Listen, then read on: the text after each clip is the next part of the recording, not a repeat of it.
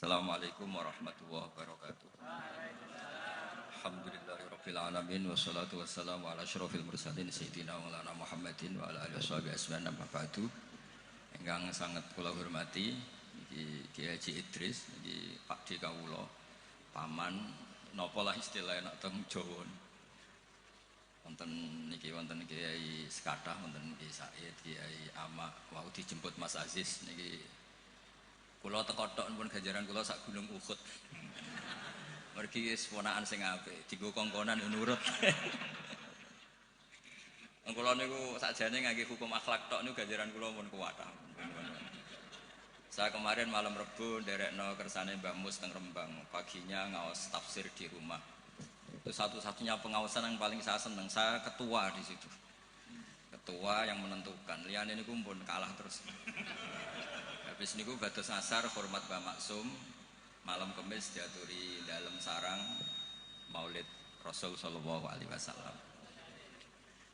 Sebelum lebih jauh tentang ngaji risalah di Sunnah wal Jamaah, kula cerita sanad. Terus Mbah Hamid alite namine iku Abdul Mukti. Riyen serumah dengan mbah saya. Mbah saya namine Fatimah.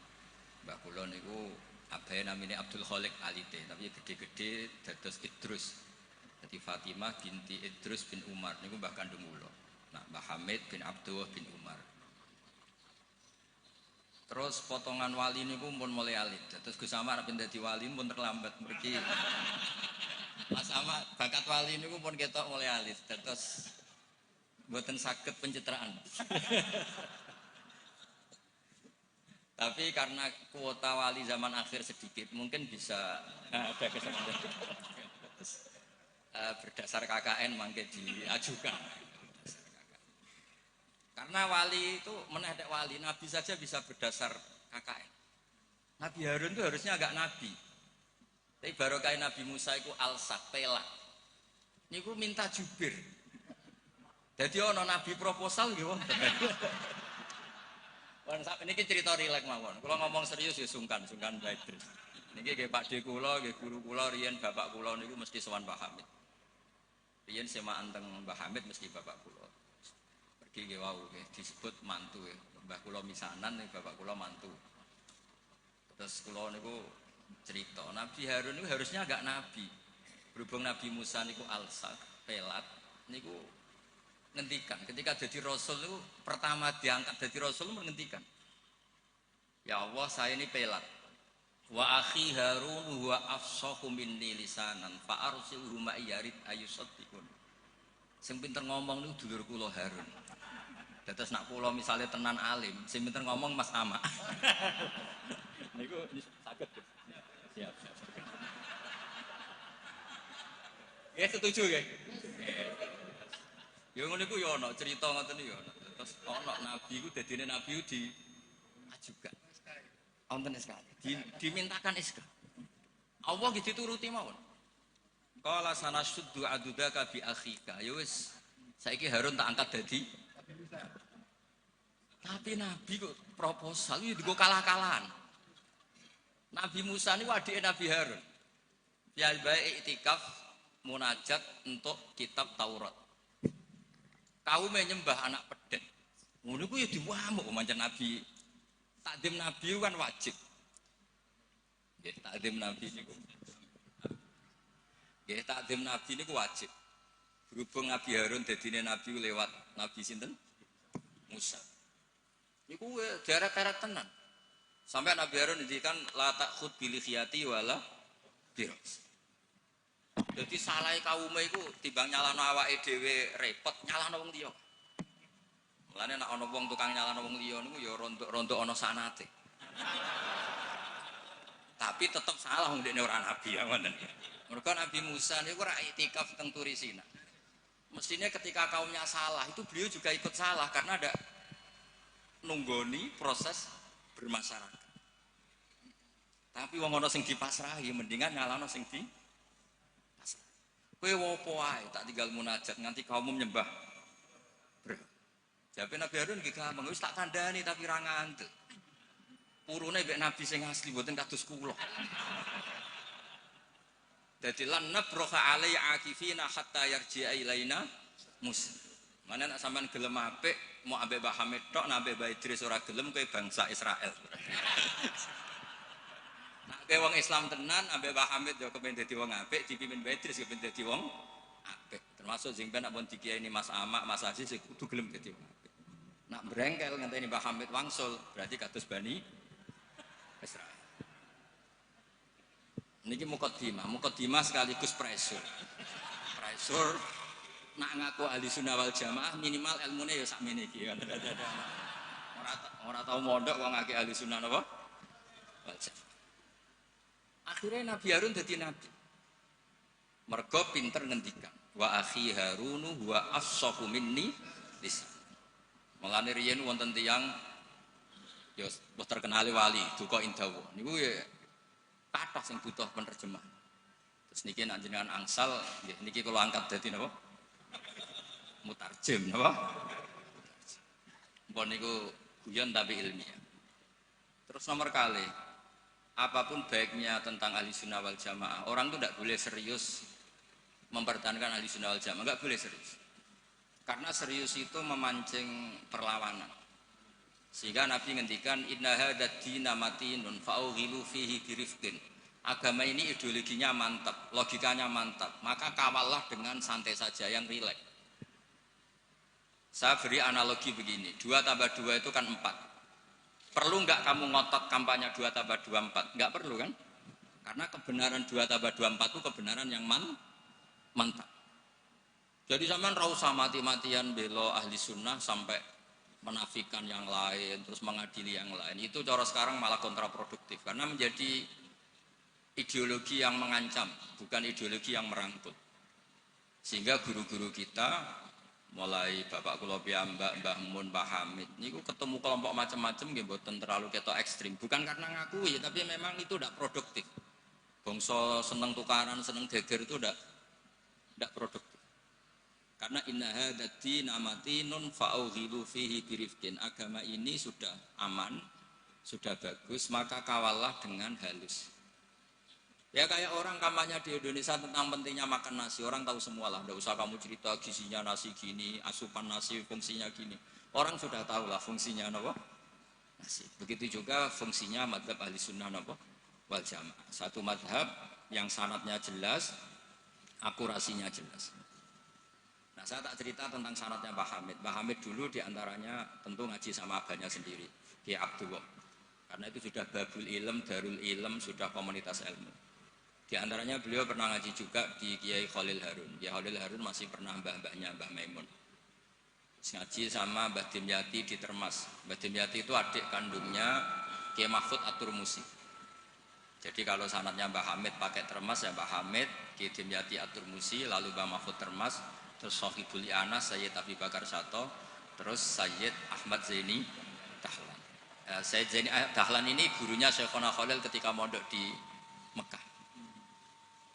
Jadi semuanya ketemu, termasuk Mbah Siddiq dulu ngaji Mbah Siddiq sini, keluarga sini ngaji sama Syekhona Khalil itu langsung ke Sayyid Zaini. Ya, pun nomor gimana? Oh kesibuk. Nah kenapa sanad itu penting? Begini, saya beri analogi. Tag itu liar, karena tag itu mau tidak mau harus pakai lafaz. Kata-kata itu bisa jami'un likulli afrodi. Ini sekaligus mukaddimah untuk akhalnya Mbah Hamid. Makanya ketika Mbah Hamid dipuji sebagai pakar usul fikih, beliau juga ngaji Jamul Jama, itu saya senang. Karena di situ nanti ada taqyidul mutlaq bil muqayyad atau taqyidul am bil mukhassis. Saya ulang lagi ya. Itu penting. Karena jika lafaz umum itu ditetapkan sebagai umum, maka akibatnya, saya ulang lagi,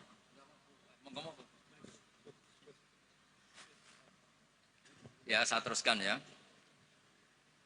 andai kan tidak ada sanad keulamaan, saya ulang lagi, kalau tidak ada sanad keulamaan, dan orang memahami Quran dengan letter, apalagi dengan harfiah, apalagi orang ini, kelompok ini berjanji tidak akan menambahkan sedikit pun apa yang ada di Quran.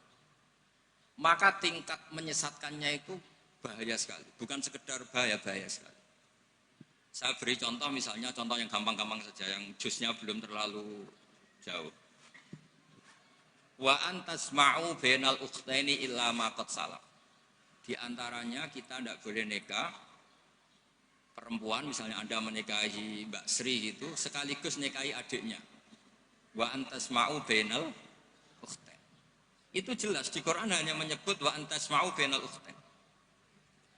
Zaman Nabi Sugeng, Nabi itu ya nambahinnya hanya sedikit. Wala bainal mar'ati wa ammatiha wala bainal mar'ati wa kholatiha. Juga enggak boleh kamu nikahi Sri sekaligus nikahi buliknya atau budenya, baik dari bapak maupun bulik dari ibu. Berarti yang disebut Quran hanya bainal ukhtain, yang disebut hadis hanya bainal mar'ati wa ammatiha wa kholatiha, hanya dua orang, dua kelompok. Sementara tidak menyebut wala bainal mar'ati wa jaddatiha. Kemudian orang-orang fikih yang muktabar semuanya sepakat tidak boleh nikahi perempuan dan orang yang ada hubungan mahram. Jika ada kaidah dua perempuan yang andai kan salah satu itu lelaki kok tidak boleh nikah, maka tidak boleh dinikahi satu lelaki fi nikahin wahid. Artinya kalau ada orang kampanye hanya megang Quran tidak lebih tidak kurang, berarti dia hanya mengharamkan al-jam'u bainal ukhtain. Itu betapa bahayanya dalam Islam. Terus orang nikah Sri dan budenya, orang nikah istri dan mbahnya, mbah dan cucunya, kayak apa bahayanya? Mereka sudah pongah berkampanye tidak boleh menambahkan apa yang ada di Quran. Tapi barokahnya ngaji sama mas saya, termasuk tadi Mbah Hamid ngaji Jamul Jame. Di situ ada kaidah ilmu namanya balaghah.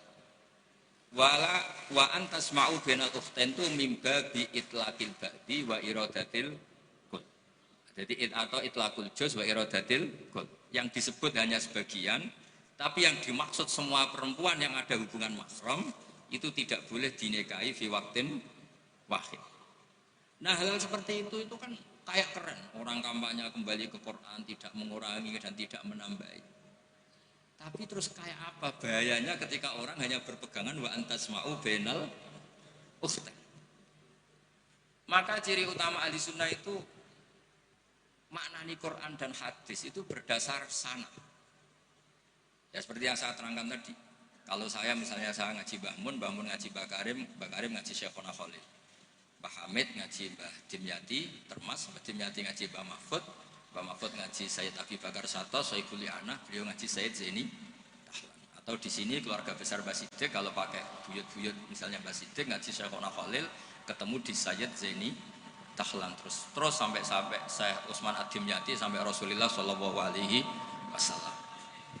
Nah, pemanaan ini penting. Lafadz itu nggak boleh mengikat. Makanya kata Ibnu Hajar Al-Asqalani, jika Anda terikat oleh lafadz, orang basuh wajah tidak sempurna itu nggak apa-apa, tangan yang nggak sempurna nggak apa-apa. Karena yang ada itu wailun lil aqabi minan nar. Basuh polok yang tidak sempurna diancam Nabi itu neraka, tapi Nabi tidak ngendikan wailun lil yad minan nar. Wailun lil wajhi minan nar. Nah, ini kalau di usul fikih disebut mimba biwaqi'ati ainin. Karena yang wudu itu salahnya dibasuh tungkat tumit ya. Ya, ada orang wudu yang lupa tumitnya enggak kebasuh. Karena kejadiannya seperti itu Nabi ngendikan wailun lil aqab minan nar. Apa tidak well juga ketika orang tidak membasuh tangannya secara sempurna? Apa tidak well juga ketika orang tidak basuh wajahnya secara sempurna? Kan sama-sama well. Tapi ini tidak disebut Rasulullah Shallallahu Alaihi. Ya, misalnya Anda fanatik, pokoknya saya persis hadis yang wailun hanya lil aqab. Kalau tangan nggak apa-apa, wajah nggak apa-apa. Lu itu gendeng apa goblok? Wes goblok kampanyane saya berpegangan hadis orisinil kata Pak Idris, jadi asli katanya. Jadi bahayanya baca hadis tanpa ilmu usul fikih kira-kira seperti itu. Ada misalnya tak beri sekian contoh, nak sama Rafaham ya kebangetan. Tadi sudah dua ya. Normalnya dua itu sudah pinter. Ini terakhir contohnya ketiga. Layak dil qadi wa huwa khutban. Orang itu tidak boleh bikin keputusan penting, apalagi seorang qadi. Nak kepengen nyebut Gus Yusuf apalagi wali kota. Ini kemarin sebelum jadi wali kota perjanjian, Gus jenengan wali beneran, saya ingin wali kota saja. Ini keluarga kiai tapi cita-citanya sederhana. Jadi iya. Itu bisa. Itu kalau dalam madzhab tasawuf itu kalau saya Mbak Idris Gus sama ingin jadi wali betul, tapi beliau sederhana sekali ingin jadi wali apa? Kota. Itu kalau niatnya tawaduk karena nggak ingin nyanyi Mbah Hamid, insya Allah barokah. Tapi kalau niatnya nggak ingin tirakat, nah itu yang masalah karena ada dua wali besar. Yang satu jadi wali itu karena kelirunya, sistem. Keliru itu artinya menyalahi a'aliyal umur, bukan keliru maksiat. Saya bilang keliru itu bukan harus maksiat. Orang baik itu bisa keliru, tapi tidak mesti maksiat. Wali yang satu itu kalau sakit bilang ya Allah, ya Allah. Tapi yang satu itu enggak bilang aduh boe, waduh boe. Suatu saat wali yang bilang ya Allah itu jenguk wali yang kalau sambat waduh boe. Ditanya, kamu ini wali kalau sambat kok aduh boe. Jadi yang wali aduh boe. Karena saya itu ingin kayak orang awam, enggak sok wali-walian ya Allah ya Allah. Loh itu ya bisa jadi wali. Jadi nanti lihat aja di daftar, kalau di list wali kok masukkan Gusipul, berarti ya karena tawaduk tadi. Jadi ada juga wali itu kalau sholat itu nggak mau soft awal, banyak. Kok koyok uang parak pangeran ya wani ning soft. Ada juga wali ditanya, apa kamu kalau di surga ingin melihat Allah? Enggak. Kaget kan, umumnya orang ke surga kan ingin melihat. Tapi jawabnya apa? Unazzihu dzalikal jamal an-nadzuri misli. Allah terlalu agung biar tidak terkontaminasi di dalam meripat kayak aku ini. Itu ya jadi wali. Ini terpaksa cari referensi demi wali kota. Jadi makanya saya itu narasumber itu penting enggak penting sudah benar. Mergo tawadhu di Rembang sini itu jauh. Gara-gara diteror ini yang manggil Mbah Hamid. Aduh. Ini Pak Dedres, ini Pak D saya, Pak Lek kalau manggil saya itu mesti yang manggil Mbah Hamid gitu. Ya, kalau nelpon mesti gitu. Ini yang manggil Mbah Hamid. Nggih, Mbah. Ternyata di sini berlaku teror ya. Ini apa? Yang manggil Mbah Hamid karena memang beliau itu sepupu mbah saya Mbah Hamid. Jadi bermadzhab itu penting karena kata itu liak. Layak dil qadhi wa ghadban. Seorang yang sedang marah itu tidak boleh punya keputusan penting, baik itu qadhi, wali kota atau orang tua atau siapapun. Kata qadhi dihilangkan. Tidak boleh kamu mentang-mentang hadisnya qadhi, hanya qadhi yang enggak boleh bikin keputusan kalau marah. Kalau kiai boleh. Kalau orang tua boleh, kalau wali kota boleh, tidak bisa. Bahwa khutbah itu kalau sedang marah, kalau sedang lapar boleh, sedang ngempet nguyuh boleh, sedang ngempet ngising. Nah, padahal setelah dimaknai pakar-pakar usul fikih, ghadab itu apa? Halatin sing yasu'u khalqu sahibi. Satu keadaan yang orang itu tidak normal. Nah, keadaan tidak normal itu bisa hakin. Orang yang ngempet nguyuh, ngempet ngising, atau banget laparnya. Itu juga nggak boleh bikin keputusan penting. Jadi ghadban bukan lagi dimaknai marah, tapi apa? Satu keadaan di mana orang tidak sedang baik-baiknya. Makanya Imam Syafi'i masyhur itu, kamu jangan rembukan sama orang yang besok nggak ada yang dimakan, itu ruwet otaknya itu.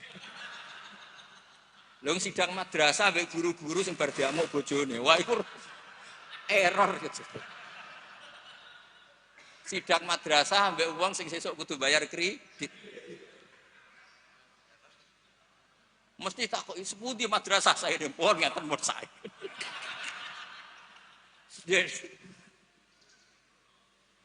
Akhirnya kata ghadban tidak sebagai ghadban. Qadhi juga tidak sebagai qadhi. Fakta saat bisa babil fahmu. Ijtihad itu menjadikan logika menjadi luas. Nah, orang yang tidak ahli sunnah wal jamaah sidik-sidik hanya kembali ke Quran dan hadis. Betapa bahayanya itu, karena lafaz Quran dan hadis itu bagaimanapun itu lafaz yang pemaknanya bergantung para pakar-pakar usul fikih. Lah usul fikih ini yang ngerti. Ini kalau di balaghah bab ini kalau di ilmu lughat begini. Nah kira-kira seperti itu madzhab Ahlussunnah wal Jamaah. Makanya saya di sini pernah baca kitab ini berkali-kali, juga ada kajian khusus sama keluarga Gus Hakim, Gus Kikin yang sekarang pengasuh di Tebu Ireng. Saya juga pernah istifadah sama Mbah Mun dan berkali-kali juga pakai kitab Risalah Ahlussunnah wal Jamaah. Kenapa kita harus bermadzhab? Saya beri contoh betapa bahayanya tidak bermadzhab. Misalnya begini, saya beri contoh yang gampang-gampang saja. Sholat itu kan madhep kiblat. Oke, madhep kiblat. Tapi kita tahu madhep kiblat itu apa? Ya mu'dhamus sholat. Karena nanti kalau kena cangkem elek, lah nak sujud madhep di. Untung sama tak tahu mikir kan. Jadi baru makanya kadang kiai seneng wong goblok, mengko nak diterangno ora mikir. Sakjane sholat madhep kiblat ya pas ngadeg tok, lah pas rukuk mek sujud. Tapi baru kayak goblok do ora takok. Jadi goblok itu ya penting, marai ngenakno kiai lah. Jadi wong ora kakean. Wong ora kakean kok. Mulane sampean nak takok, kiai ku kok kadang seneng santrine goblok timbang sing pinter, kowe ora ora rasane dadi kiai. Ruwet. Karena kena wong pinter itu ya rada repot. Nah, setiap bahasa itu mesti merujuk ke mu'dhamul amri, tema utamanya. Sehingga Nabi kalau ngendikan ya al-hajju arafah. Apa haji itu tidak ada tawaf, apa haji itu tidak ada sa'i. Tapi kok Nabi ngendikan al-hajju arafah, mu'dhamul haji arafah. Nah, bahasa-bahasa seperti itu andaikan orang nggak ngerti usul fikih terus maknanya al-hajju arafah, sementing wis ning arafah. Nah, iya. Itu kan yo ribet. Jadi intinya itu apapun teks yang Anda baca di Quran dan hadis, itu pemaknaannya harus ikut ulah. Nah kalau sampean tanya, dalilnya apa Gus? Dalil yang paling saya mengenang dan tidak akan lupa ila yaumil qiyamah itu dawuh Mbah Mun, ihdinas siratal mustaqim siratal ladzina walam yaqulillah sirataka.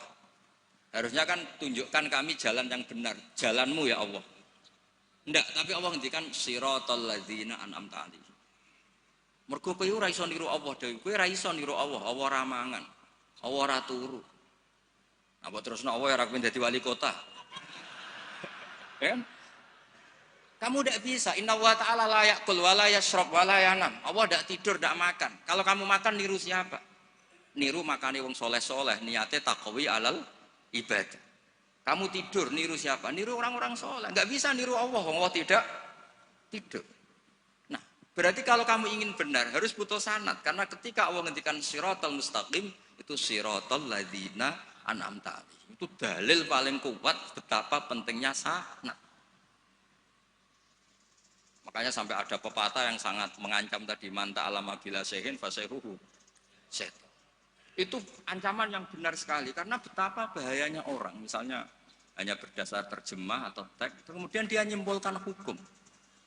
Padahal lafadz ini adalah terjun bebas. Karena tadi lafadz itu jamek. Dia akan kemana saja yang masuk afrodnya kalau dalam ilmu usul fikih. Tapi nanti setelah ada momentum muqtadul hal, itu baru proporsinya hanya sampai mana. Misalnya sampai lihat Syekh Nawawi Al-Bantani. Faktulul musyrikina. Bunuhlah orang-orang musyrik. Itu ayatnya akan ekstrim. Misalnya haitsu wajadtumuhum, kapan saja kamu menemukan mereka. Tapi sampai lihat di Syekh Nawawi. Al-musyrikin ayyina kitsina khosotan, yang melanggar perjanjian. Atau al-muharibin, yang merangi kamu. Tidak semua orang musyrik kamu boleh kamu perangi, karena ada musyrik-musyrik yang wa in janahu lisalmi fajnalaha wa tawakkal Allah. Lafadznya umum tapi harus proporsional. Kalau sampai contoh ini gak paham, tak kayak contoh yang paling mesti gak paham. Nara paham kebangetan. Kamu kalau istri kamu sedang seneng-senengnya, wes sama sampean karep opo tak turuti. Opo wae? Jebule terusin, aku ben wayoh, Dik. Terus, yo ojo iku. Jare apa wae kan itu. Ya kan?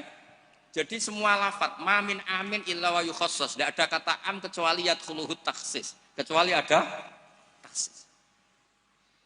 Misalnya kamu seneng sama istri, wis adik kemana-mana berdua, kowe apa nak ngising berdua.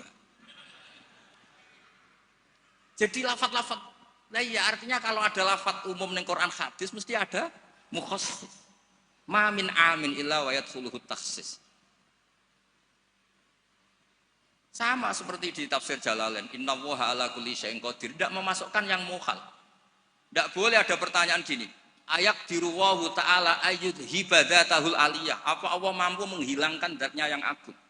Ya tidak boleh, kudroh hanya tata alaku bil mumkinat, tidak boleh kudroh ta'aluk sama mukhal.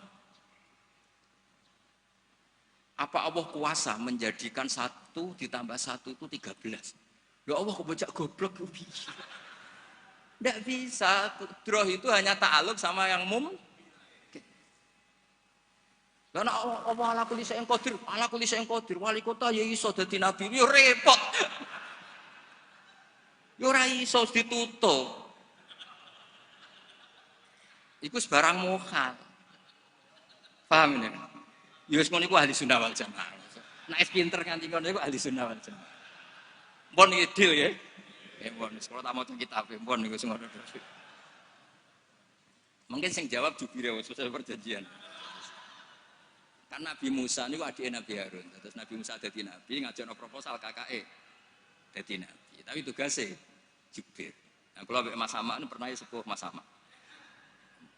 Jadi ini pun mungkin sing jawab sampean tangklet, sing gampang teng kula, sing angel teng sama. Karena kula ki mun kiai sing makruf lah. Wis ora usah dites. Yang ngetes itu sing latihan kiai.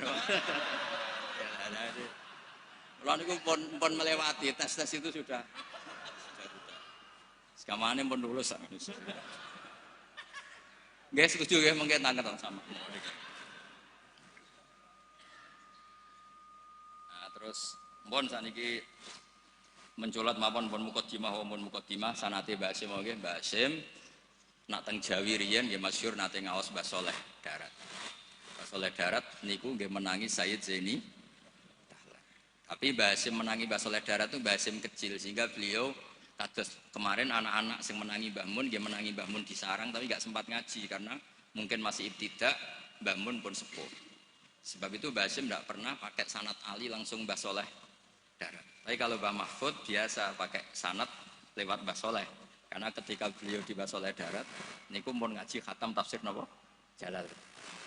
Makanya nggak boleh kalau dalam tradisi ilmu nggak boleh pakai sanad Ali tapi nggak punya kenangan. Jadi banyak kan anak-anak kemarin saya pun kelas 4 SD menangi Mbah Hamid. Tapi saya kan nggak bisa istifadah karena saya terlalu kecil. Saya tahu Mbah Hamid banyak dari bapak saya karena bapak saya sudah sepuh sering ketemu Mbah Hamid. Jadi sanad Ali itu punya sisi kelemahan, biasanya mujarradur ru'yah, hanya melihat. Makanya sahabat itu Amr bin Tufail itu akhiruman mata minas sahabat. Itu enggak dipakai riwayatnya karena kenangan mbek Nabi piye kok aku dijak bapak jamaah. Jadi mirsani Nabi tapi tidak punya kenangan sami aminan Nabi. Makanya sanad itu bagus nazil. Nazil itu jumlah ke Rasulullah besar banyak, tapi lewat orang-orang yang talaki mulazamah, ketemu orang-orang yang mulazamah.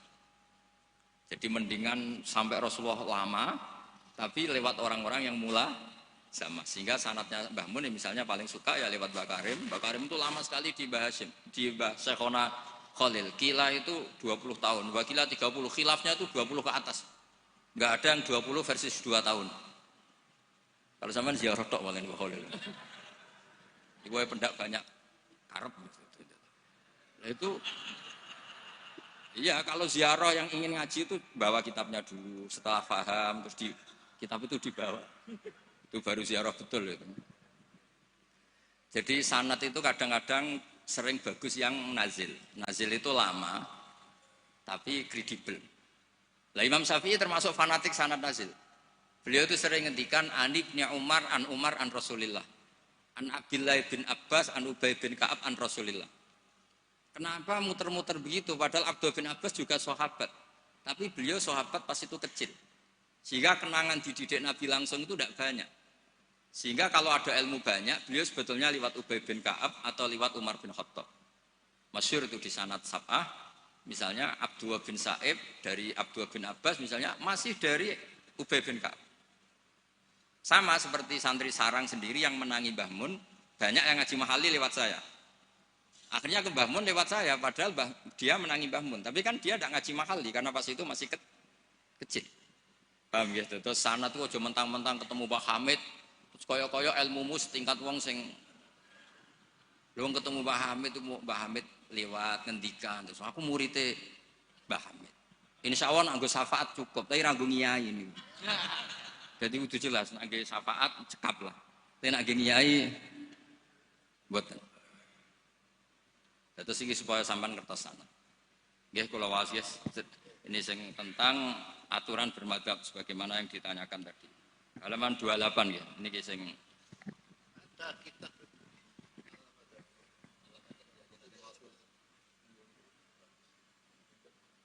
Allah Madadiyah menyaksikan Allah Jiniyah. Karena akhirnya kan sebenarnya Allah Madadiyah nanti berakhir Allah Jiniyah. Kalau dimulai dari gak bermadzhab, lama-lama tidak beragama. Ya kan? Nah ya sekuler kan akhirnya ya dimulai dari Allah Madadiyah, lama-lama Allah Jiniyah. Ya jadi jelas tadi ya, jadi dimulai apa? Sanad. Di sini diterangkan Bismillahirrahmanirrahim 28. Jubir takut jubir ya.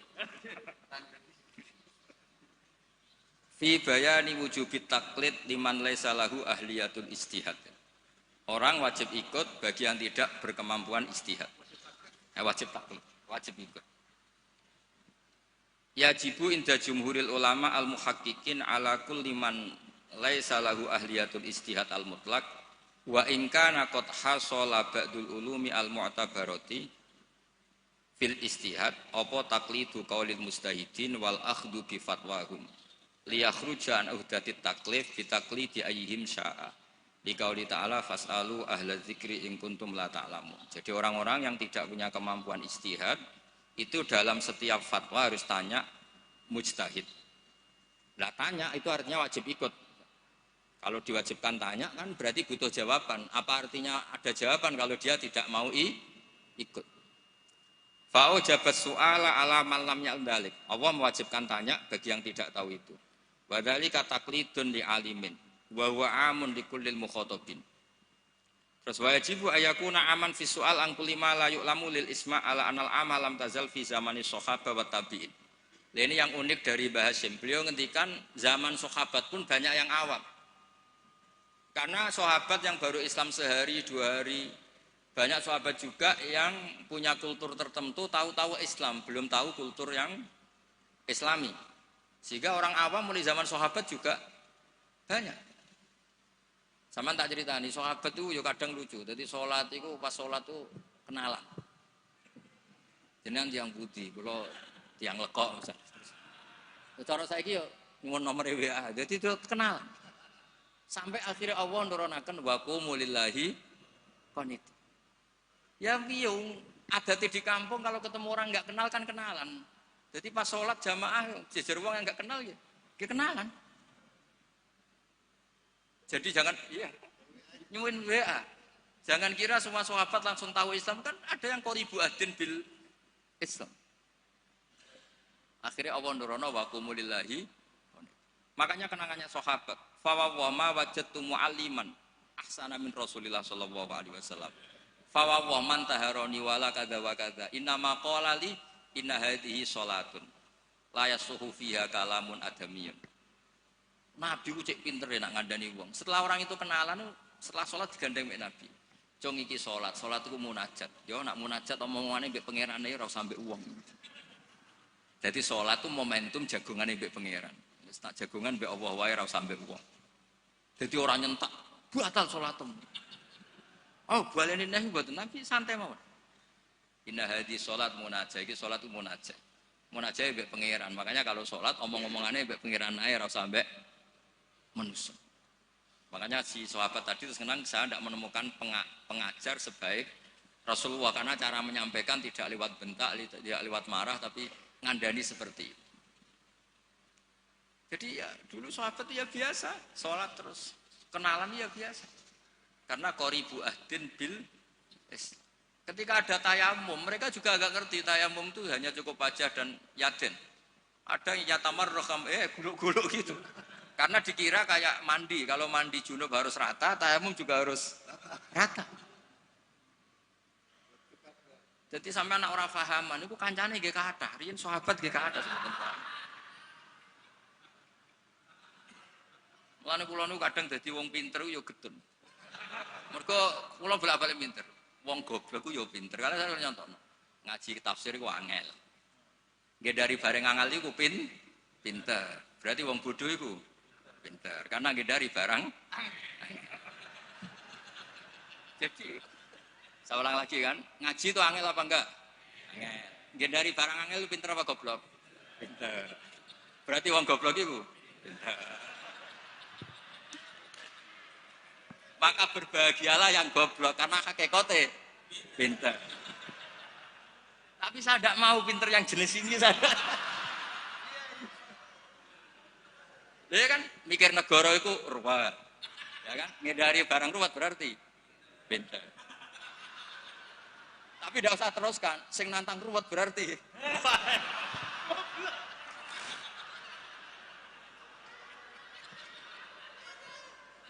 Jadi mungkin di situ ada pepatah semua ada hikmahnya itu di situ. Lho dadi wong alim ora susah sebuti. Sinau wis wangel, nak keliru kepleset dibuli wong akeh. Ora. Wis ngono nak wis alim alamah, pengikute ini njuk syafaat. Lho kula nate diceritani bapak-bapak kula, Mbah Hamid Abba Idris ini nate nangis, nate muwun. Karena banyak orang salam templek, banyak orang ngasih, banyak orang hormat. Kata beliau, Nur, aku soleh-solehku dewe gue golek ridane Allah, kok diwales donya. Mesti diwales donya itu kemudian banyak orang memberi uang. Tapi karena Mbah Hamid wali betul, artinya uang itu dikasih-kasihkan orang. Jadi wali lomo itu sakjane ya rontok moh dosa ya. Karena enggak ingin kompensasi kesolehannya menjadi dunia. Makanya syaratnya wali itu kudu lomo. Karena kalau untuk diri sendiri berarti kan hadun nafs. Makanya kenapa ini sirinya, ini baru ini saya buka siri saya karena ada Pak Idris. Saya tuh kalau mulang bahagia sekali. Karena itu satu-satunya cara saya tobat. Saya istighfar tuh nggak ngefek. Tobatnya wong alim iku nak dosane kitmanul ilmi, tobatnya ya mulang. Berarti aku nak pas mulang lebur dosa. Makanya saya kalau mulang tuh bahagia. Jadi sampean tak anggap perangkat penghilang dosa. Lu ra iso wong alim gak mulang terus sampean istighfar gak bisa. Illal ladzina tabu wa aslahu wa bayanu. Tobatnya orang alim harus wa bayanu. Memberi penjel. Enggak bisa istighfar. Makanya saya kalau ngajar tuh bahagia sekali. Karena itu satu-satunya cara ngilangi dosa. Pak pejabat lunga kan tuh SPJ Pak ya. Satu-satunya untuk uang legal ya ana cara nggih lunga SPJ. Wong alim ya gitu, sama sebenarnya pola sosial itu. Sama. Ini mboten guyon iki tenan. Kenapa kalau saya ngajar tuh bahagia sekali? Karena itu cara saya untuk menghilangkan dosa. Dosa kitmanul ilmu. Makanya semua ulama kalau ngajar itu bahagia sekali. Yang ngajar tidak harus seperti ini ya, kayak Pak Hamid lewat akhwal, ada yang ngajar lewat akwal, ada yang ngajar lewat mau'idhah, tapi semua perangkat itu untuk tabyin, untuk memberi penjelasan. Dulu Pak Hamid itu kan punya mercy, uangnya banyak dan semua orang menghormati. Ada orang agak drengki, agak iskal, itu jare wali kok nikmati dunia. Singkat cerita orang ini dijak naik mercy-nya Pak Hamid, disuruh megang gelas, masyhur cerita itu. Megang gelas penuh air. Kata Pak Hamid, ini pegang nggak oleh kocak. Engkau melaku-melaku be aku. Naik mercy, kursinya juga longgar, gak dosoan. Muter-muter Pasuruan. Terus Pak Hamid tanya, enak mercy saya? Enak sepunti ora kober, njogo gelas ben mboten kocak. Jare Pak Hamid, ya wis ngene iku hubunganku be Allah, sing tak jaga iku ridane Allah ning aku. Aku iku wis ora roh donya. Ya kayak kamu naik mercy, tapi fokus jaga gelas air tadi. Jadi wali-wali itu untuk duniawi itu sudah tidak ngefek karena punya masyhul, punya syagil. Ya seperti saya itu kata orang banyak itu misalnya ya, saya kata orang banyak itu terkenal, saya tidak tahu terkenal pada tidak tahu. Yang saya jaga hubungan Allah dengan saya. Kalau saya betul orang alim harus mulang. Kalau saya betul orang bodoh harus ngaji. Tapi ngaji fik sampean kan berat. Ngaji fik Gus Ipul kan ya lucu. Misalnya aku ngaku goblok tawadhu terus gawe ikhya Gus ulang. Kan wong yo lucu kan. Sajane kula nggih kepengin tawadhu. Lan ampun kula tak betok ikhya Gus teng jenengan. Akhirnya pilihannya kan loro, ngaku alim wajib mulang, nah ngaku bodoh kudu ngaji. Kalau betul sombong misalnya kiai latihan terus kalau betul ikhya sing meriang kiai ini nampu kulane. Bisa akeh kan? Bisa akeh misalnya sengaji kulo niate kulo tawaduk terus kiai ini terus meriang. Ngaji ra ono sing gaji wae dadak meriang perkara sing ngaji. Sama tak ceritani, Zakaria Al-Ansori nganti alime ngoten mergo mangkel. Dadi mangkel itu ya ana sing barokah. Dekne di guru jenenge Ibnu Hajar Al-Asqalani sing aran Fathul Bari iku gelare ya Ibnu Hajar Al-Asqalani. Iku kerenge ra karuan nak ngaji. Dekne bar wis alim dhe murid jenenge Ibnu Hajar Al-Haytami. Alim. Ngaji dekne wis alim. Dadi nak ngamuk iku grutu. Wah semane zaman aku ngaji yo kangelan. Kok nak maca salah diwamuk. Saiki dadi kiai yo kangelan sinau mergo nak salah konangan muridku sing alim yo. Dadi ora kok berseneng saya Zakaria Al-Ansori. Mulane ketika ditanya, "Syekh, kenapa jenengan sealim itu?" Dukik tu bena hajaro ini, aku digebek watu loro. Mergo nak ape ngaji yo kudu sinau, ape mulang yo kudu sinau. Lah nak muridnya goblok kabeh kan seneng. Tenang. Bodohan-bodone santai. Ngawur-ngawur sithik.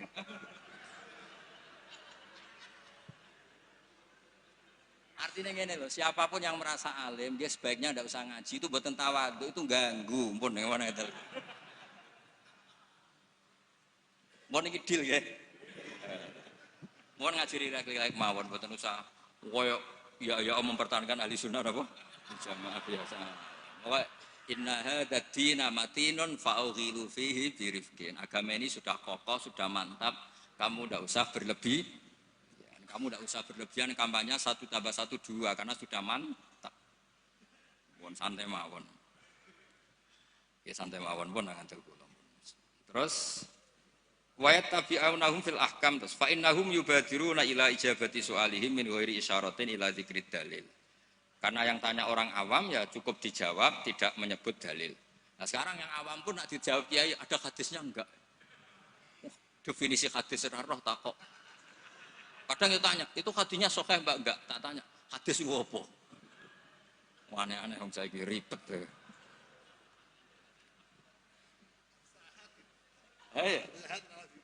Enggak, padahal di Bukhari banyak hadis. Ya ribet. Kalau sampean tanya, berarti nanti yang tanya juga termasuk orang yang bikin ribet. Sakjane wong takok itu rugi loh. Nak takok khas wong alim kok goblok kok takok. Nak kowe bodoh kok dituduh-tuduhno.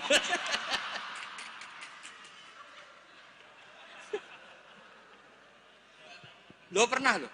Gus Zofur pernah seminar di Kalimantan atau Sulawesi itu banser Gus Zofur. Banser semangat. Itu setiap seminar NU kan mesti tentang Mbah Hasyim. Itu ada yang tanya, Mbah Hasyim itu siapa? Orang acara NU orang tanya Mbah Hasyim itu siapa? Kok kaget kan?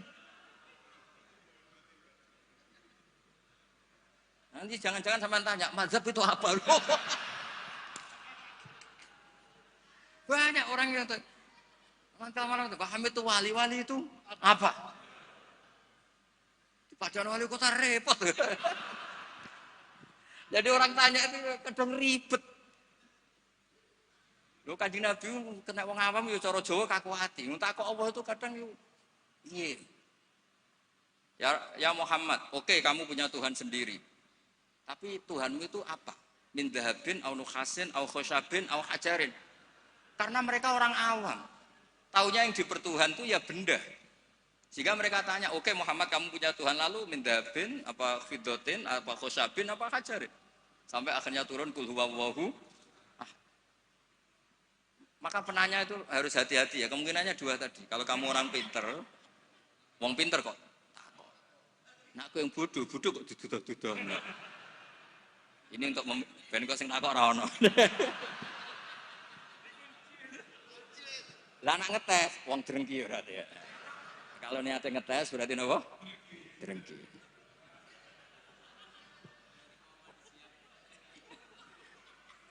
Boten rileks mawon niki kalian Pak De kula kalian keluarga niki.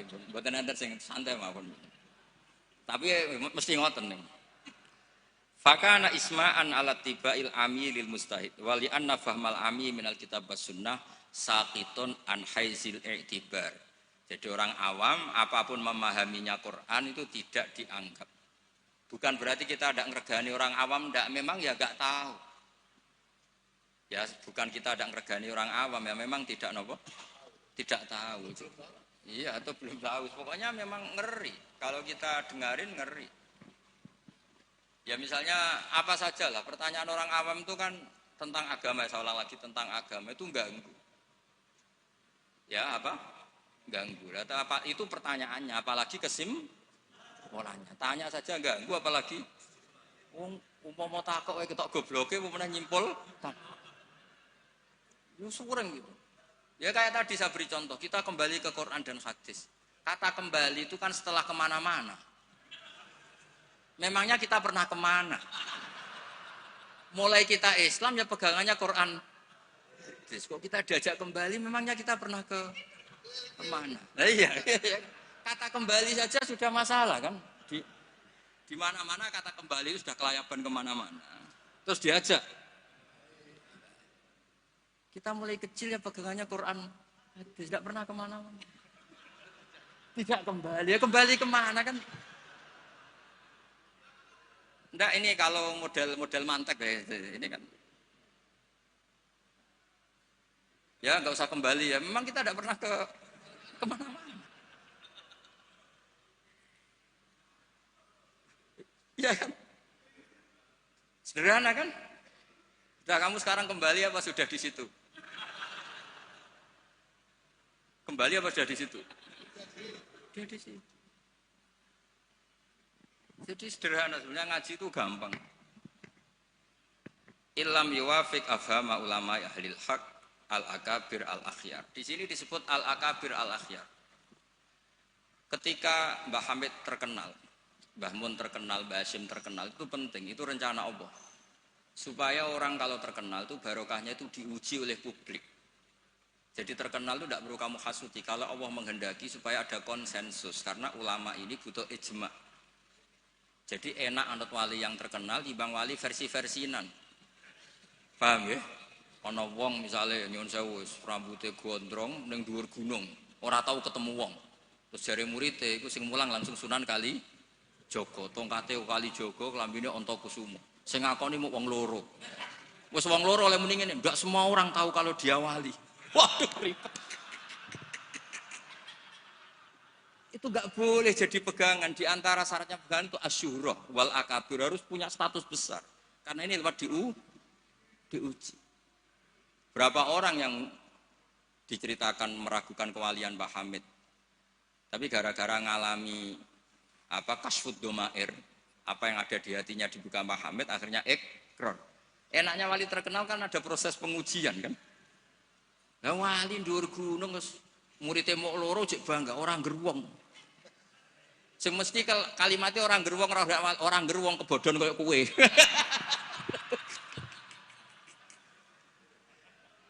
Itu kan kayak bakul jamu. Kowe tok sing tak kaya rego diskon, lainnya enggak. Tiap ketemu orang kamu saja yang tak kasih harga seginanya enggak. Sebetulnya kalimat pasti kowe tok sing kebodhon. Nah, makanya butuh transparansi. Itu tidak hanya di birokrasi, tidak hanya di dunia ulama, semuanya butuh transparan supaya diuji. Makanya di sini Mbah Hashim ngendikan ulama ahlil haq al-akabir al-akhyar. Maka syarat jadi nabi pun harus ada gunjingan dulu. Enggak boleh nabi enggak terkenal, harus terkenal. Sebelum dia lahir jadi gunjingan di Bukhairah, di Nasturo. Jadi komunitas di Syam semuanya gunjingkan nabi akhir zaman dengan definisi yang dimiliki masing-masing.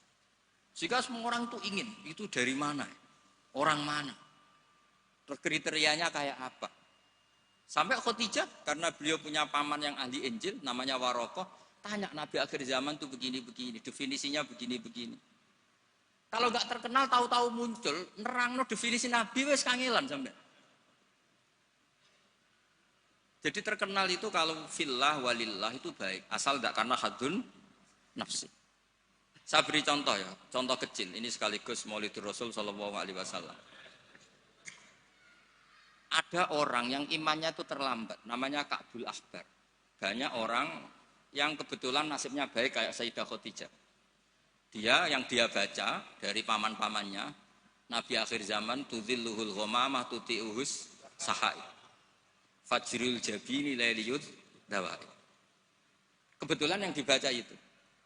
Karena yang dibaca itu dia nyuruh Maisarah. Maisarah itu nama lelaki. Coba kamu ikut dagang Muhammad, semua yang kamu lihat ceritakan ke saya. Setelah ikut di Syam itu ya sekarang termasuk Lebanon, Syria ya, Jordan. Pokoknya semua kawasan situ dulu namanya apa? Syam.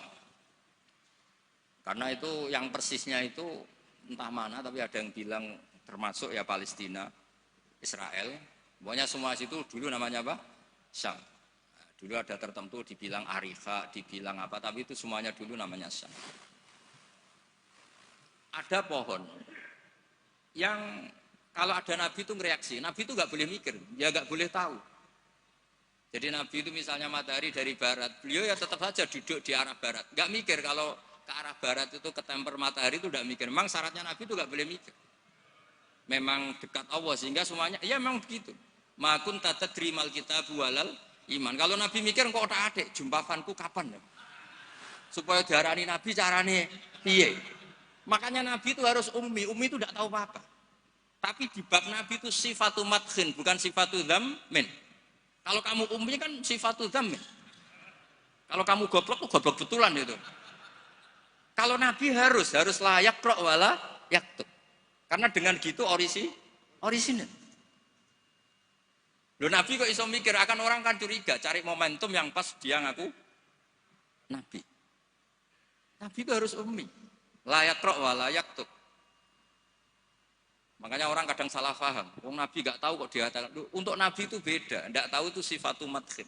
Jelas disebut di Quran makun tadri mal kitabu walal iman.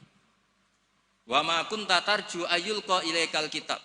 Nabi nggak pernah berharap jadi Nabi itu nggak pernah. Nggak boleh Nabi kok berharap jadi Nabi terus ambisi, nggak boleh. Makanya nggak boleh kamu daftar wali kok ambisi, nggak boleh.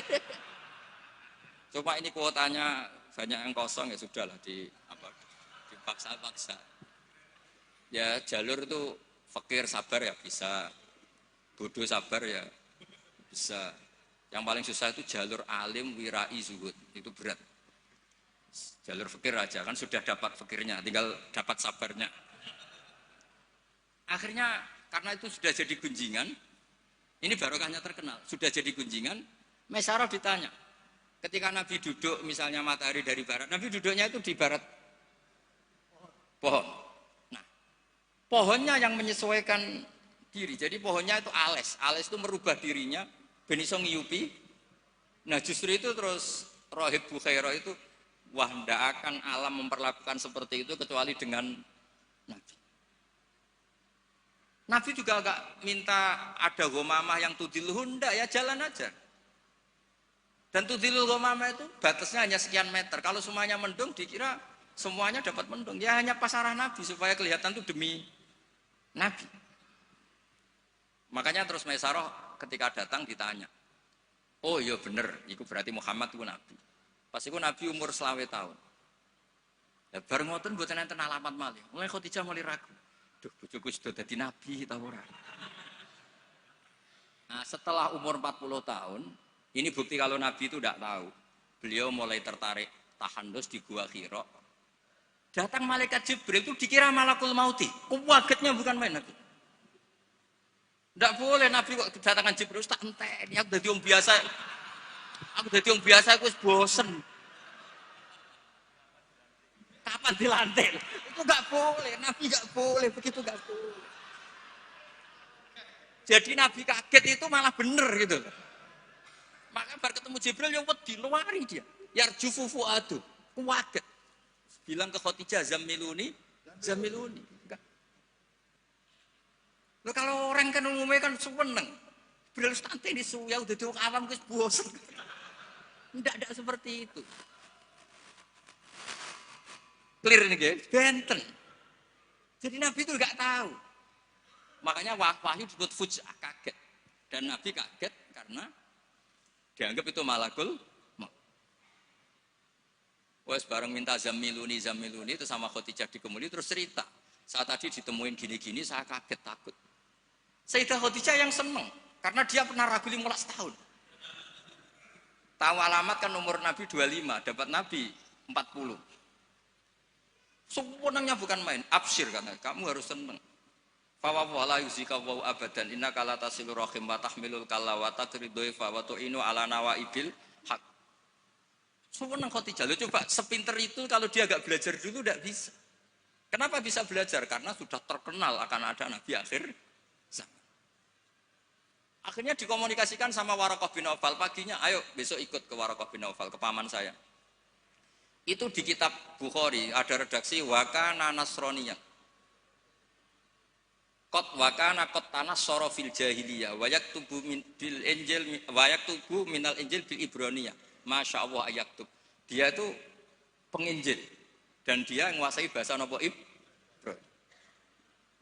Makanya komentar beliau tidak Jibril tapi hadan namus alladzi ja'a bi Musa. Dia enggak bilang Jibril, masih pakai bahasa Ibrani. Hadan namus alladzi ja'a bi Musa. Dan syaratnya Nabi kudu diusir. Nah, ini yang agak berat. Tapi ya barokah, semua orang yang diusir kaya Nabi. Padahal diusirmu ka mertua mergo ngentekno donyane. Diusir ka mertua ngentekno donyane jare. Ketika Waraqah bin Nawfal itu sudah ngakui kalau Muhammad ini Nabi. Niku ngendikane lucu. Ya letani fi hajat an khina akhrajaka qaumuk. Aku sayang wis tuwek, cung umpama ijek kuat ngono. Andaikan saya nanti masih kuat, itu saya ingin bela kamu. La ansuron naka nasron muazzaron. Saya pasti membela kamu mati-matian. Nabi ya mboten ngerti, lagi-lagi tidak ngerti. Tapi saya ulang lagi, tidak ngerti yang sifatu madkhin. Nabi ngendikan awamu khrijiyahum. Kalau kiai-kiai sarang, ya maknanya itu khobar muqaddam, mubtada, awamu khrijiyah ana ta iku wong sing ngetono ingsun hum te kaumi. Saya ini Quraisy. Saya ini terpandang, keluarga saya orang terhormat. Masa iya kaum saya ngusir? Kan enggak kebayang ya, misalnya Gus Ahmad diusir wong Pasuruan, Putu Mbah Hamid. Orang-orang terhormat kan enggak kebayang diusir. Makanya Rasulullah itu juga GR, masa iya saya ini anaknya Abdullah, anaknya Abdul Muthalib, orang terpandang kok di. Tapi Waraqah bin Nawfal ngendikan, "Cung, aku wis tuwek, sayang saya ndak menangi kamu ketika kamu diusir." Lu coba kalau itu enggak ada bukunya, enggak ada referensinya kan enggak tahu. Terus Nabi Muhammad protes, "Awamu khrijiyahum, masa saya ngalami diusir?" Terus beliau ngendikan, "Enggak ada orang yang seperti kamu illa udiya, kecuali dimusuhi." Wa iyyudrikni yaumuk ansurka nasron mu'azzaron. Andaikan saya menangi itu pasti kamu saya bela. Ternyata akhirnya Nabi diusir dan itu Waraqah tahu. Khadijah tahu. Maka menurut pakar-pakar tarikh, andaikan kita secara ngawur, secara objektif, kadang objektif yo ngawur, mergo terus gak sopan. Kadang objektif yo ono ngawur mergo terus gak sopan. Awaluman amanah mutlaqan itu pilihannya kalau ndak Khadijah itu Waraqah. Enggak mungkin Abu Bakar kalau kita boleh ngelamak, boleh ngawur sidik-sidik. Karena pertama yang diceritani beliau Nabi itu Khadijah. Berarti awaluman amanah harusnya Khadijah karena pertama yang. Tapi pertanyaannya dibalik. Khadijah pas iman itu rodok-rodok mamang sebelum terkonfirmasi dengan Waraqah. Jangan-jangan Waraqah. Nah, terus akhirnya di kitab-kitab dibak berjanji supaya ngikuti adat-adat ulama, ya ngikuti adat-adat madzhabuna semua. Awaluman amanah minar rijal Abu Bakar wa minan nisa Khadijah wa minas sibyan Ali wa minal mawali Zaid bin Haris. Karena ahli sunnah wal jamaah itu gak kepengen objektif tapi ngelamak. Lho mumpung awaluman amanah mutlaqan kok ana skor. Makanya sekarang di pejabat juga mulai usum kan, pemimpin umum, pimpinan. Mereka kadang sing wakil itu rada izin dadi wakil itu. Supaya terhormat semuanya disebut apa? Pimpinan. Iya, ketua umum terus ketua. Itu sudah mulai berperadaban. Iya, ketua. Umumnya ketua. Iya. Umumnya ketua. Jadi ini cerita ya. Makanya kitab-kitab ahli sunnah wal jamaah itu nyebutnya itu awaluman amana minar rijal Abu Bakar wa minan nisa Khadijah wa minas sibyan Ali wa minal mawali Zaid bin Harisah. Andai kan pertanyaannya agak objektif. Yang mutlakon siapa? Dari sekian pemenang yang pemenang sejati siapa? Mesti debatnya itu antara Khadijah dan Waraqah. Tapi kalau itu objektif sing ora bener. Susah nganggo hukum adab ya ora usah kecangkeman. Akhirnya tadi awaluman amanah tapi dari kelompok rijal, dari kelompok nisa. Tapi secara logika, wong pertama yang diceritani Khadijah dan ketika Nabi umur 25 nganti direwangi wong Mesaroh ya karena sudah. Nah, tapi kalau itu dipakai, jangan-jangan Bukhairah, malah panjang lagi kan? Jangan-jangan Nas Turo, ya mungkin. Buktinya orang Raja Habasyah ketika dia dibacakan surat Maryam oleh Ja'far bin Abi Thalib, dia langsung iman. Inna hadza wa ma nazala ala Musa lamin miskatin wahidah. Ini dengan yang dibawa Musa itu dari mata air yang sama, dari sumber yang sama. Kemudian dia juga iman. Daripada geger-geger ngono ora usah ngono, ana minar rijal, minan nisa, minas sibyan, minal mawali. Jadi ahli sunnah itu ulama yang enggak suka objektif kalau itu punya akibat ngelama. Kerepotan. Cara wong Jawa itu kerepotan, ribet. Misalnya ono wali terkenal terus urip ning daerah tertentu. Tapi ning kono iku numpang iku lho, Karmen. Dhisik itu tanah sing dienggo tanahe Parman. Wali kok numpang kan yo ora enak. Ya cerita ngono iku ya objektif nyatane tenan awal-awale. Tapi kono koyo wong drengki kan cerita gitu itu koyo. Jadi sebetulnya konstruksi nubuah itu panjang. Bahkan kalau di kitab Sirah Nabawiyah itu mulai Yaman kuno itu sudah ada diskusi Nabi akhir zaman. Nah, Ka'bul Akbar ini orang yang agak sembrono.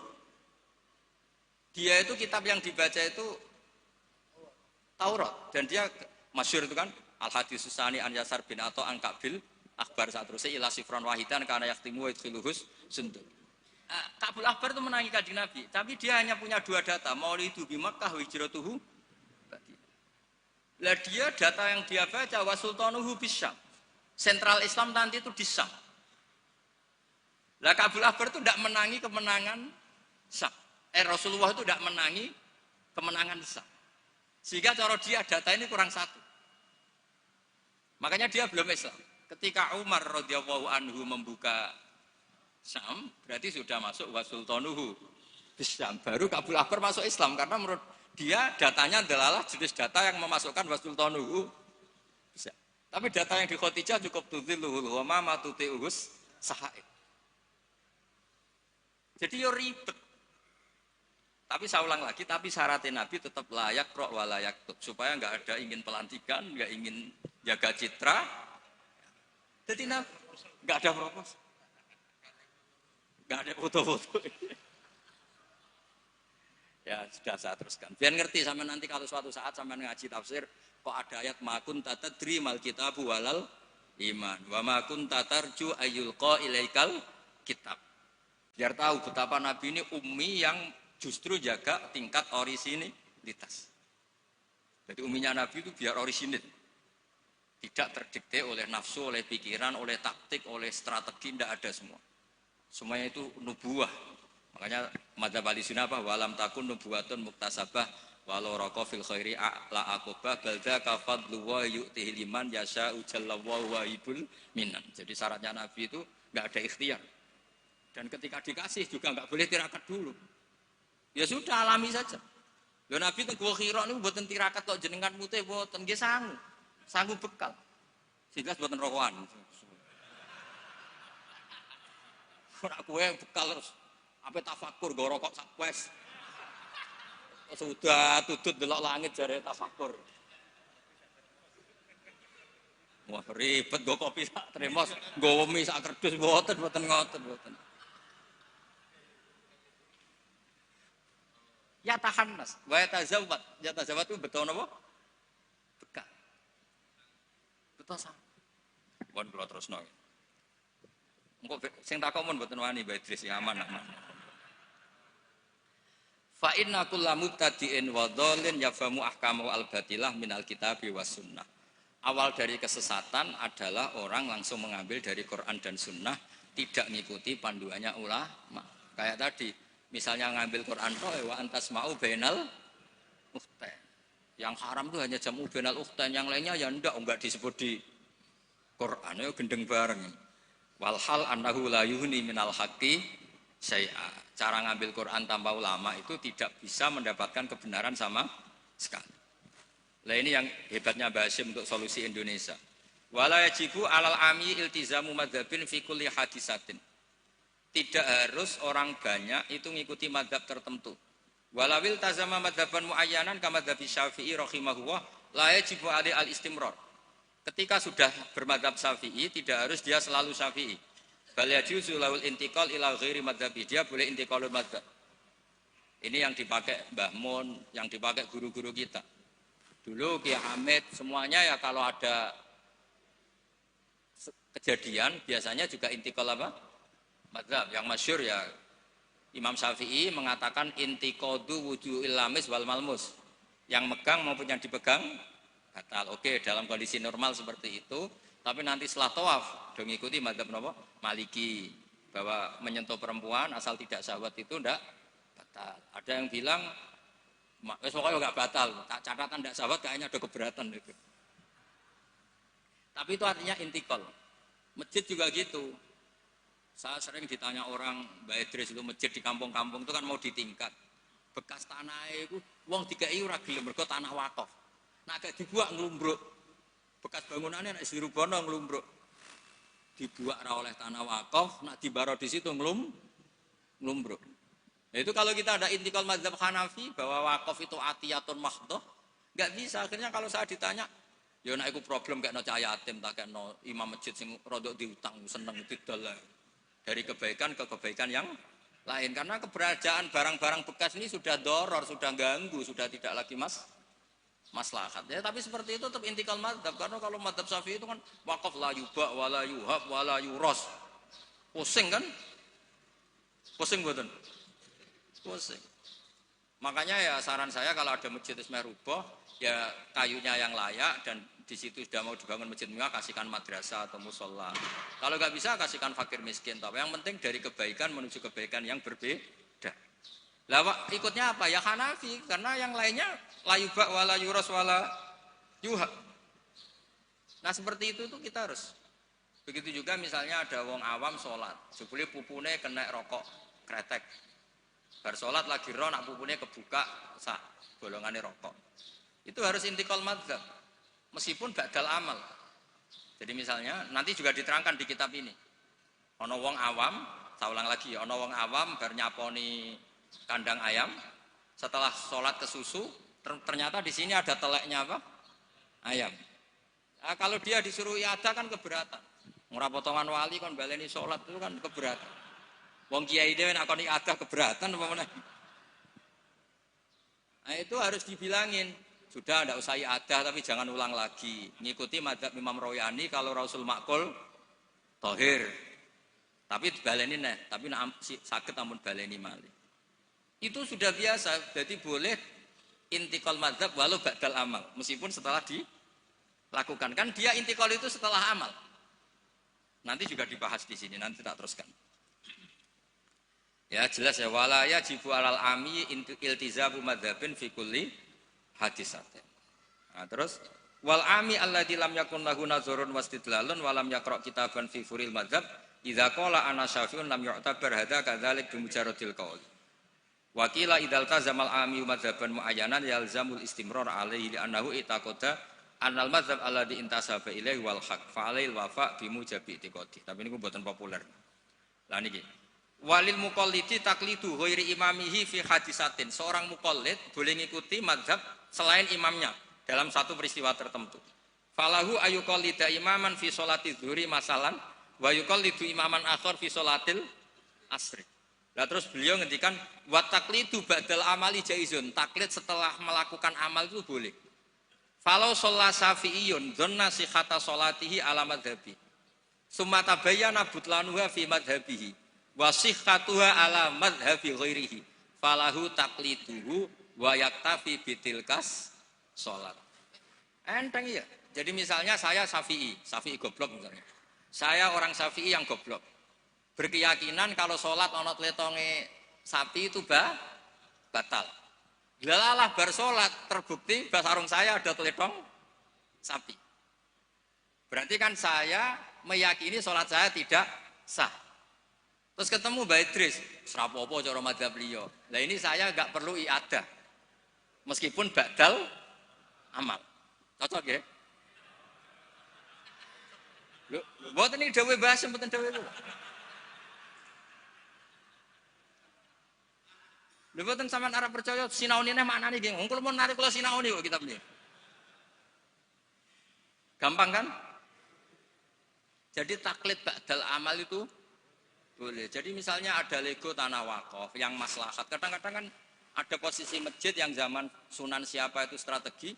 Tahu-tahu kegerus zaman di situ tuh sangat nggak strategi sehingga ini mati masjid ini. Terus keputusan masyarakat situ masjid dipindah. Mau tidak mau harus intikal mazhab Hanafi. Cuma jangan juga yang beli ini orang fasik atau menjadi tempat maksiat. Jangan misalnya dari masjid menjadi madrasah atau menjadi musola atau jadi rumahnya orang soleh. Pokoknya jangan ke adna. Kata Imam Subki boleh merubah wakaf syukur-syukur ila a'la. Sementing jangan ke maksiat. Karena mau dipertahankan sudah tidak mungkin. Misalnya tadi perkampungannya pindah, orang sudah tidak ke situ. Terus barokah perubahan zaman, Islam trennya tidak di situ lagi, itu kan ruwet. Nah, tanahnya ada titol, misalnya terpaksa seperti itu, mau tidak mau. Kalau enggak dianggap melawan negara kan ya ribet. Nah, itu kalau enggak ada mazhab Hanafi yang anggap wakaf itu atiyatun mahdhah, dia di Mizan Kubro.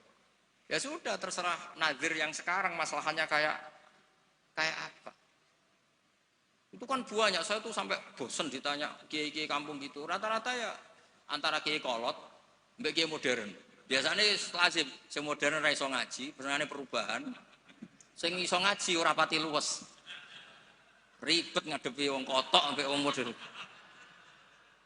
Tapi enaknya masyarakat tuh kalau ada orang terkenal alim rada diwedeni, rada lumayan lah. Ya barokah iku kan nak takok sing jawab aku rada wedi. Jadi terkenal tidak untuk halbun nafsi, tapi untuk mempersempit konflik. Jadi karena hukum ya, saya ulang lagi. Hukum itu kadang itu tidak objektif. Saya beri contoh ya, sama nggak usah tersinggung. Madzhab Syafi'i yang mengharuskan Jumatan orang 40. Ya. Itu juga dikritik oleh Fathul Mu'in. Tidak usah saya, Fathul Mu'in pun kritik. Kritiknya gini, kalau ada orang berpikiran harus iqamatul jum'ah walau biduni arba'in harus diikuti. Bahwa qawiyun pendapat itu juga kuat sebagaimana katanya Imam Bulkini. Orang yang latihan jadi kiai, yang latihan dakwah syarat 40 itu aneh. Loh kamu kan hidup di Pasuruan, sudah kota santri. Coba kalau kamu hidup di daerah Samin. Wong sing gelem Jumatan wong 10 kok mbok syaratno 40. Jadi agama itu juga diuji di lapangan, jangan nuruti khayal ideal. Imam kudu macane fasih, wong sing dadi imam wong iku. Sing gelem ya wong iku. Isane ya mok ngene iku. Mbok wong ku mikir aja bayangno donya iku ideal. Zaman neng Mekah Nabi diuji wong kafir, neng Madinah diuji wong munafik. Padahal ditunggoni Sayyidul Khalqi. Iku pelajaran nak donya iki wis ngene iku ruwet. Dipimpin wong paling sempurna ya ono wae masalah. Pemene mbok pimpin kon, kowe wis masalah. Wis ora usah masyarakat kon dhewe wis masalah. Wis masalah. Loh saya pernah ditanya. Terus orang yang tidak peneliti itu biasanya membayangkan enggak 40 itu orang di pedalaman Pasuruan, di Bromo, di Tengger, di daerah-daerah gitu. Itu juga keliru. Sebetulnya yang potensi gak 40 malah Islam kota. Islam kota ngeten Mbak Idris, kalau kasus di Jogja, di Jakarta, saya sering ditanya orang-orang kaya itu. Gus, saya mau bikin Jumatan, tapi orangnya kayaknya 40. Orangnya paling 10 Gus, kalau nggak 20. Tapi nanti 3 minggu lagi, paling sudah 200. Itu pertanyaan Islam kota. Nah, karena saya lama di Jogja, juga banyak interaksi dengan orang-orang Jogja. Kasusnya itu gini, Mas Eful, kan ada perumahan elit. Pengembang kan, bikin perumahan elit. Itu kan yang langsung ada masjidnya, ada paket, ada masjidnya. Nah yang datang situ pemilik rumah tok. Ternyata orang itu hanya orang 20, yang Jumatan 10, berarti hanya 10. Tapi nanti setelah 3 bulan, supirnya ikut, stafnya ikut. Seorang Gosipul tukang buka pintu ikut. Aduh, wali kota mulung, buka pintu ora gelem. Iku kudu ikut. Wah, akhirnya dia bilang, nanti Gus setelah 3 minggu, minimal 200 yang Jumatan. Terus saya tanya, kok bisa? Ini supir saya belum ikut, ajudan saya ikut, tukang parkir belum ikut, tukang satpam belum ikut, tukang pintu gerbang belum. Ya aku ya, piro-piro Islam kota gelem Jumatan, sudah lah Jumatan saja meskipun 40. Sama lihat di kitab Tadhkirun Nas, karangan seorang Habib itu kitab Tadhkirun Nas. Cari di Anah, cari di semua kitab mazhab Syafi'i, mesti ngendikan syarat arba'in itu syarat ideal. Karena ngandikan Imam Syafi'i, kalau orang 40 itu pasti salah satunya wali.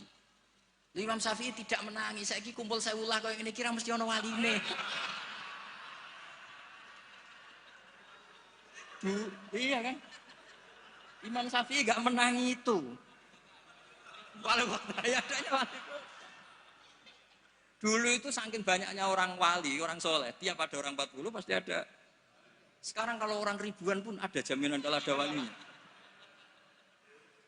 Kalaupun ada jalur istri juda, jalur fakir sabar, mau jalur-jalur itu. Nah itu kan kata siapa mazhab Syafi'i itu absolut di ashabnya, tidak mesti juga. Karena di level lapangan, itu beda di level khayal ideal. Kalau khayal ideal inginnya imam yang terbaik. Paham ya? Afqa'uhum yang paling ahli baca, afqa'uhum yang paling ahli fikih, asanuhum yang paling senior. Terakhir malah berat lagi, wa imamu qaumin wa hum lahu radun. Dimami orang yang semuanya meneri. Lha wae pilkada apa dadi imam? Disurvei sih. Jadi misalnya saya dengan Gus Ipul, survei dulu. Waliul Amri menang di urusan Waliul Amri, berarti menang wali kota. Kalau Aklam kayaknya menang saya misalnya. Ribet kan? Akhirnya kan poinnya 1 banding. Nah, tinggal poin terakhir wa imamu qaumin wa hum lahu radun, konsensus kan? Polling dulu. Polling dulu menang wali kota kan bisa bayar dulu. Kiai kan enggak bisa. Paling ngancam cara milih saya neraka. Repot kan? Kan repot jadi. Tapi nyatanya ini cerita, nyatanya di tradisi guru-guru kita tidak seperti banyak. Said Muhammad itu terkenal, beliau juga sering jadi makmum. Banyak wali-wali top yang kalau sholat kersane jadi makmum. Yang jadi imam ya sering, jadi makmum ya sering. Akhirnya orang terus ya legowo saja, ya sendi sing gampang, gak usah repot. Karena syarat yang didhawuhna Nabi itu aqra'uhum afqahuhum itu syarat ideal. Tapi syarat saya shollu khalfa man qala la ilaha illallah. Nah, ini pentingnya ngaji ini ya kembali ke ahli sunnah wal jamaah. Lah nek semacammu ngono, kowe ngaku ahli sunnah lah. Nah ora iso kecangkeman temen-temen wong ngaji ku ya angel. Paham ya? Terus taklid ba'dal amal tubuh boleh. Misalnya Ka'bah. Ka'bah juga gitu. Masyhur itu kemarin Mbah Mun sering duka. Tanya Mbak Idris, banyak lagi ya yang ngerti dukane Mbah Mun ketika kiblat mau diluruskan. Mbah Mun kan duka. Dukane karena nanti kalau kiblat diluruskan sesuai jam dalil atau sesuai yaum rasdil apa? Kiblat. Itu akan menjadi orang menyalahkan orang-orang dulu karena banyak masjid wali ketika dicek, dihitung lagi enggak pas. Akhirnya kalau kamu membenarkan itu menyalahkan wali. Tapi kalau anti teori itu kamu anti ilmiah, kan ya jadi repot. Terus saya termasuk orang yang dimintai pendapat, termasuk Gus Yofur sampai itu sama Suriah Jawa Tengah. Mbah Mun ngendikan, terus saya nyari takbir di Tafsir Munir. Sampean cari di Fawallu napa wujuhakum satral Masjidil Haram. Itu di situ kata Ibnu Abbas, Al-Ka'bah kiblatun li ahlil masjid wal masjid kiblatun li ahlil haram wal haram kiblatun li ahlil masyriq wal maghrib. Karena kalau Ka'bah kudu persis, mereka juga gak mikir. Yang ngomong-ngomong persis itu tak pikir, ya ora mikir. Begini gak mikirnya. Ndak, ini nyata. Ka'bah itu misalnya luasnya segini. Kan Ka'bah itu kan 16 kali 18 Gus Ibul. Terkenalnya Ka'bah itu 16 kali 18. Anggap saja 18 meter lah luasnya. Berarti semua masjid harus pas 18 meter. Iya kan? Ka'bah itu kan luasnya 18 meter, berarti luas masjid maksimal harus 18 meter. Sekali masjid kamu 20 meter, yang ujung sana madep mana tuh? Mesle kan? Lah ya kan misalnya ini Ka'bah, ini tak contohkan di tengah. Ini Ka'bah, terus kamu sholat di sini, berarti ya luasnya harus luas ini. Sekali kamu di sini, madep kiblat, kan nggak kena Ka'bah sama sekali. Kalau ingin berarti bentuk masjid harus cekung. Iya kan mau tidak mau. Kalau ingin ke titik ini semua masjid harus apa? Cekung.